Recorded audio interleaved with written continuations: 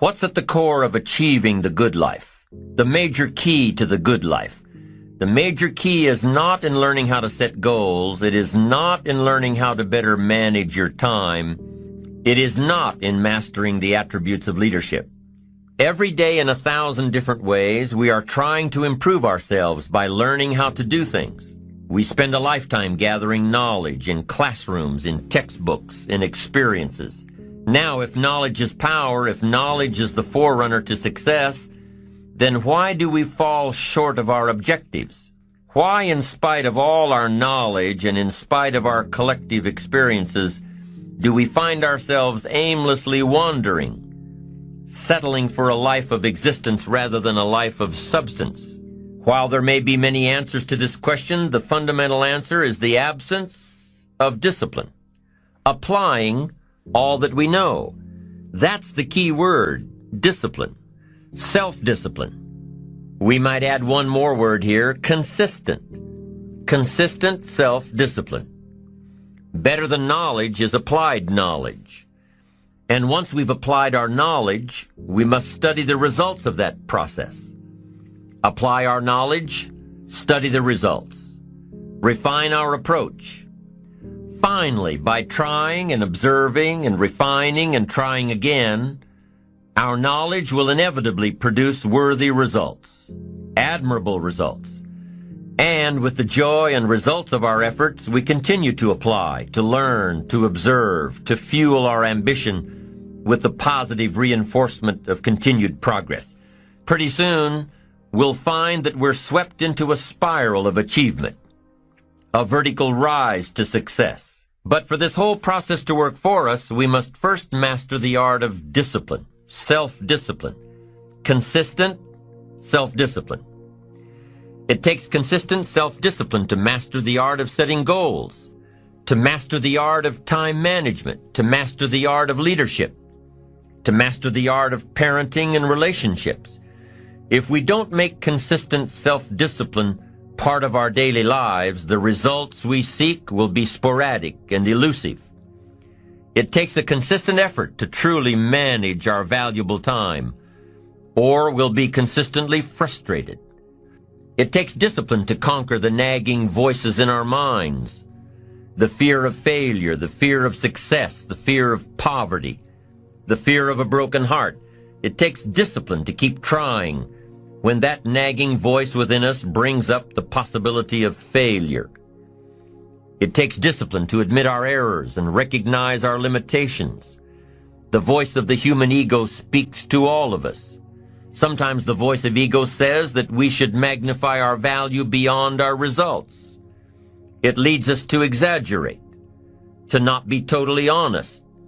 It takes discipline to be totally honest, both with ourselves and with others. Be certain of one thing: every exaggeration of the truth, once detected by others, destroys our credibility and makes all that we say and do suspect. As soon as a business colleague figures out that we tend to exaggerate, guess what? They'll always think we exaggerate, and they'll never quite hold us in the same regard again. Never. It takes discipline to change a habit, because habits are formed a little bit each day, every day, every day. Once habits are formed, they act like a giant cable. They act like a nearly unbreakable instinct that only long-term disciplined activity can change. We must unweave every strand of the cable of habits slowly and methodically until the cable that once held us in bondage becomes nothing more than scattered strands of wire. It takes the consistent application of a new discipline, a more desirable one, to overcome one which is less desirable. It takes discipline to plan. It takes discipline to execute our plan. It takes discipline to look with full objectivity at the results of our applied plan. And it takes discipline to change either our plan or our method of executing that plan if the results are poor. It takes discipline to be firm when the world throws opinions at our feet. It takes discipline to ponder the value of someone else's opinion when our pride and our arrogance leads us to believe that we are the only ones with the answers. Now, if discipline is the key word and if discipline is the key action, then what exactly is discipline? One good answer might be that discipline is a constant human awareness of the need for action and a conscious act by us to implement that action. If our awareness and our implementations occur at the same time, then we begin a valued sequence of disciplined activity. Now, here's the other side of discipline. If there's considerable time that passes between the moment of awareness and the time of our implementation, then that is called procrastination. Doing it tomorrow instead of today. Procrastination, an almost exact opposite of discipline. The voice within us says, get it done. Discipline then says, do it now. Do it to the best of your ability, today, tomorrow, and always, until finally the worthy deed becomes instinctive. Procrastination says later, tomorrow, whenever I get a chance. In every circumstance we face, we are constantly presented with these two choices. Do it now or do it later. Discipline and procrastination. A choice between a disciplined existence bearing the fruit of achievement and contentment or procrastination, the easy life for which the future will bear no fruit, only the bare branches of mediocrity. The rewards of a disciplined life are great, but they're often delayed until some time in the future. The rewards for the lack of discipline are immediate, but they are minor in comparison to the immeasurable rewards of consistent self-discipline. An immediate reward for lack of discipline is a fun day at the beach. A future reward of discipline is owning the beach. For most, we choose today's pleasure rather than tomorrow's fortune. So how can you get rid of the easy distractions? How can you keep your mind on what you're trying to do? How can you keep an attitude of doing it all and doing it now? How can you make the choice of discipline over procrastination? How can you stay focused on your ambitions? You can keep your focus on your work. You can get it done today instead of tomorrow. You've got to really work on your consistent self-discipline on a daily basis, or you'll find yourself distracted.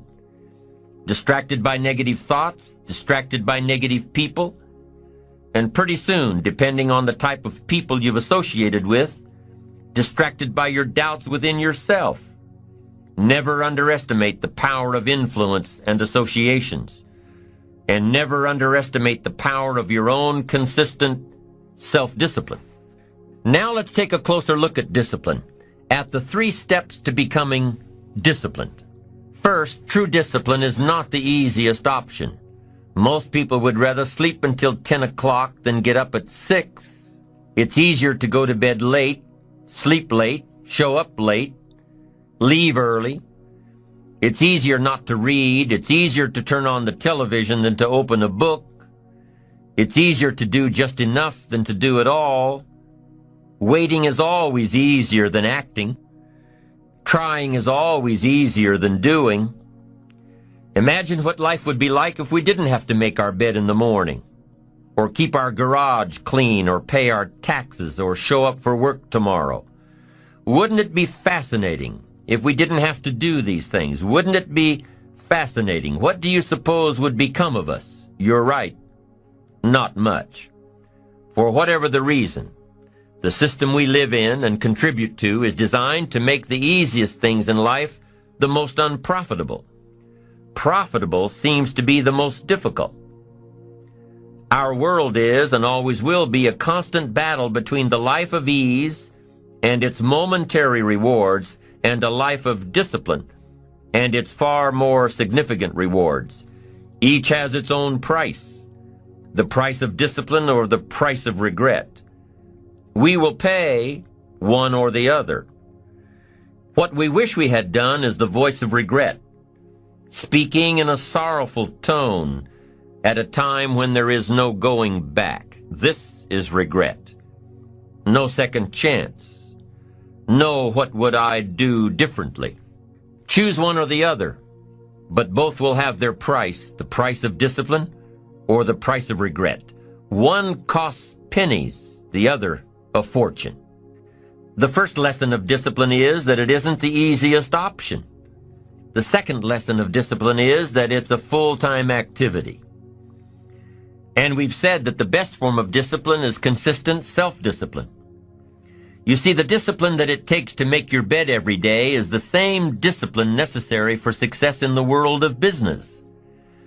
The discipline to organize your garage is the same discipline to organize your business. All disciplines carry through to affect all parts of our lives. If we're disciplined in just one area and lazy in another, guess what? Pretty soon, the lazy side will creep in and destroy the disciplined side. The bad habits in one area of our life will eventually destroy our self-discipline in the areas we've been working on. Consistency cannot be inconsistent. Discipline is the mind being trained to control our lives. Discipline is a set of standards which we've selected as a personal code of conduct.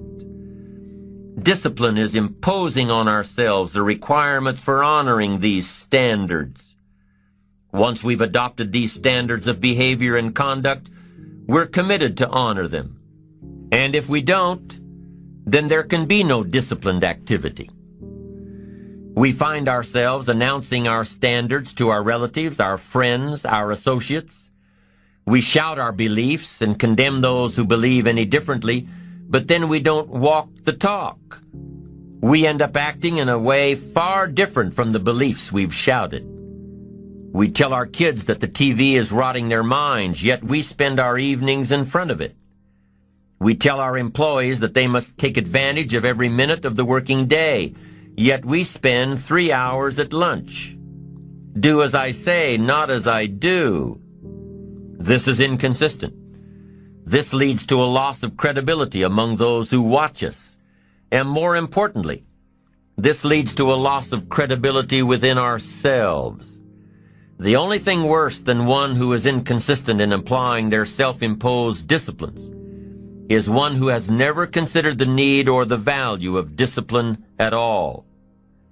These people seem to wander aimlessly, changing procedures, changing standards, changing loyalties, and shifting frequently from one commitment to another, leaving behind a trail of broken friendships, unfinished projects, and unfulfilled promises, all because of a discipline that was either non-existent or imposed so infrequently that it was ineffective. Here's the third step to becoming consistently self-disciplined. Number 1 is realizing that discipline isn't the easiest option. Number 2, discipline is a full-time activity, day by day, every day. And the third step to becoming self-disciplined is really a philosophy that holds one of life's unique promises. Number 3 simply says, for every disciplined effort, there is a multiple reward. That's one of life's great arrangements. It's like the law of sowing and reaping. In fact, it's an extension of the biblical law that says if you sow well, you reap well. Now here's a unique part of the law of sowing and reaping. Not only does it suggest that we'll all reap what we've sown, it also suggests that we'll reap much more. Life is full of laws that both govern and explain behaviors. But this may well be the major law we need to understand. For every disciplined effort, a multiple reward. For every disciplined effort, a multiple reward. What a concept. If you render unique service, your reward will be multiplied. If you're fair and honest and patient with others, your reward will be multiplied. If you give more than you expect to receive, your reward is more than you expect. But remember, the key word here, as you might well imagine, is discipline. Everything of value requires care and attention. Everything of value requires discipline. Children require discipline. They must have a structure built for them. They must have boundaries to work within so they feel secure and comfortable to explore and grow. They must learn to recognize what's right and what's wrong, what's acceptable behavior, what's not acceptable. Children require unwavering discipline, consistent discipline, or they'll be confused as to how they're supposed to behave. Likewise, our thoughts require discipline. We must set up our inner boundaries, our codes of conduct, or our thoughts will be confused.